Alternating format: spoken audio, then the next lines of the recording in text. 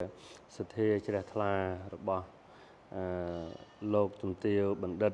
បេក្ខច័ន្ទមនីក៏ជាឧត្តមភរិយារបស់សម្ដេចបវរធិបតីនាយករដ្ឋមន្ត្រីនៃប្រជាណាចក្រកម្ពុជាដែលលោកជំទាវបានជួយឧបត្ថម្ភត្រត្រង់ចង្ហាន់ព្រះសង្ឃនៅវត្តប្រាសាទនាងខ្មៅនេះ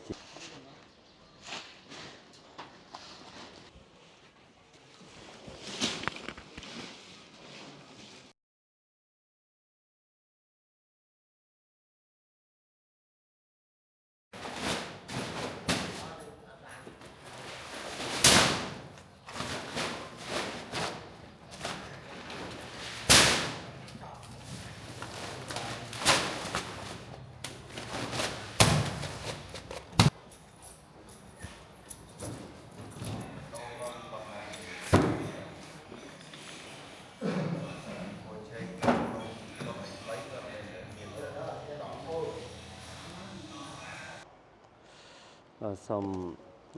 ថ្លែងអំណរគុណក៏អាត្មាភាពភិក្ខុផិនវុធីជាចាតិកាវត្តប្រាសាទនាងខ្មៅនេះរួមជាមួយនឹងលោកអាចារ្យហើយក្រុមការងារវត្តហើយថ្ងៃនេះដោយបងប្រុសដែលជាក្រុមការងារដឹកអង្គនេះគឺជាសទ្ធាជ្រះថ្លារបស់លោកជំទាវបណ្ឌិតបេក្ខច័ន្ទមនីក៏ជាឧត្តមភរិយារបស់សម្ដេចបវរធិបតីនាយករដ្ឋមន្ត្រីនៃប្រជាណាចក្រកម្ពុជាដែលលោកជំទាវបានជួយឧបត្ថម្ភត្រត្រង់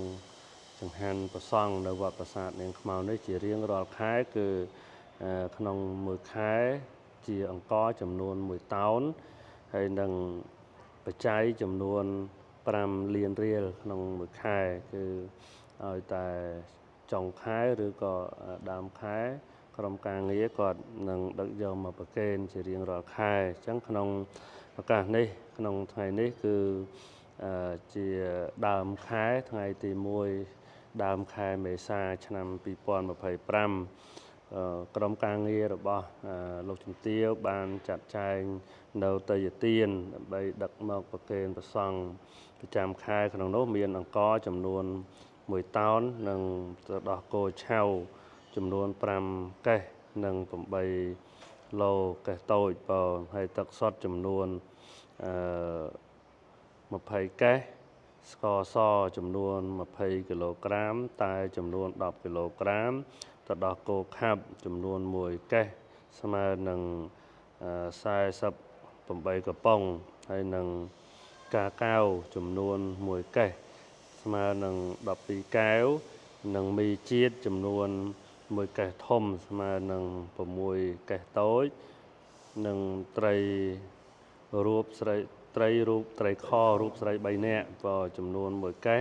ស្មើនឹង100កំប៉ុងនិងទឹកត្រីចំនួន5យួរទឹកស៊ីអ៊ីវចំនួន5យួរត្រីងៀតចំនួន5គីឡូក្រាមនិងសាច់ក្រកចំនួន5គីឡូក្រាមក៏ដែលបានដឹកផ្ញើមកនេះគឺនៅថ្ងៃទី1ខែ4ឆ្នាំ2025ដោយអាត្មាភាពជាបច្ចារិកាវត្តជាអ្នកទទួលនៅទេយ្យទាននេះនៅវត្តប្រាសាទនាងខ្មៅចឹងសូមថ្លែងអំណរអគុណយ៉ាងជ្រាលជ្រៅចំពោះនៅលោកជំទាវបេក្ខច័ន្ទមនីព្រមទាំងសូមថ្លែងអំណរគុណចំពោះសម្ដេចបវរធិបតីហ៊ុនម៉ាណែតនាយករដ្ឋមន្ត្រីនៃប្រជាណាចក្រកម្ពុជាក្រុមគ្រួសារទាំងអស់គ្នាក៏ដូចជាក្រុមការងាររបស់លោកជំទាវរបស់សម្ដេចនិងសូម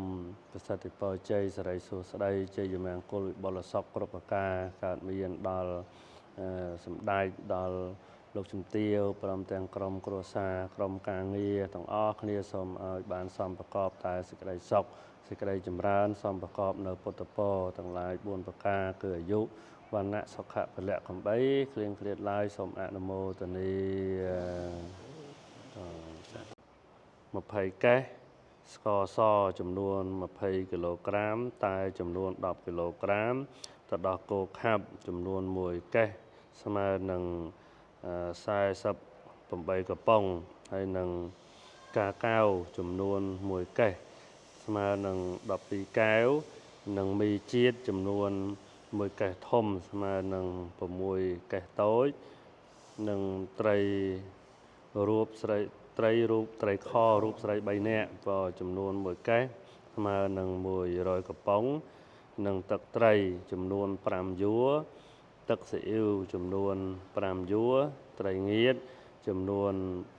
5គីឡូក្រាមនិងសាច់ក្រកចំនួន5គីឡូក្រាមក៏ដែលបានដឹកផ្ញើមកនេះគឺនៅថ្ងៃទី1ខែ4ឆ្នាំ